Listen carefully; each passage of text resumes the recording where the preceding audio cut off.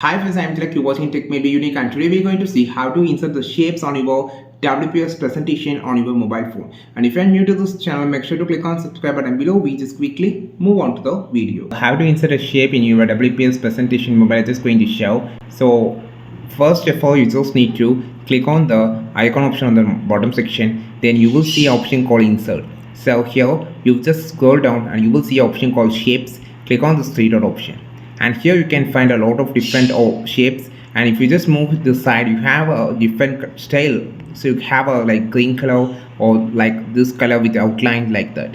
So you can just insert which shape that you just needed. For an example, here you get insert a star, or you can just insert a triangle, and also you can just place the shapes wherever you just needed. And also you can change the color of the everything just by clicking here.